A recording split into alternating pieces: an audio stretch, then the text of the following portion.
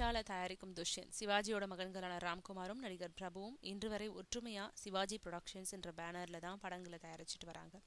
சிவாஜி குடும்பத்தோட அடுத்த தலைமுறையான விக்ரம் பிரபு ராம்குமாரோட மகன் துஷ்யந்த் கிட்ட இந்த ஒற்றுமை இல்லாம போயிடுச்சு. தனக்காக புதிய பட நிறுவனம் தொடங்கி நெருப்புடான்ற படத்தை தயாரிச்சிட்டு இருக்காரு விக்ரம் பிரபு. துஷ்யந்தோ ஈஷான் புரொடக்ஷன்ஸ் என்ற பட நிறுவனம் தொடங்கி காளிதாஸ் ஜெயராம் நடிச்ச மீன் குழம்பும் மண்பானையும் படத்தை தயாரிச்சாரு. அந்த படம் தோல்வியை தழுவிச்சு. மீன் குழம்பும் மண்பானையும் படத்தை தொடர்ந்து ஈஷான் புரொடக்ஷன்ஸ் 2வது படத்தை தயாரிக்குது. இந்த படத்துல விஷ்ணு விஷால் ஹீரோவா நடிக்கிறார். மாவீரன் கிட்டு படத்தை தொடர்ந்து விஷ்ணு விஷால் இப்போ நடிச்சிட்டு வரும் படம் கதாநாயகன். இந்த படத்துல விஷ்ணு விஷாலுக்கு ஜோடியா கேத்ரின் தெரேசா நடிக்கிறாங்க.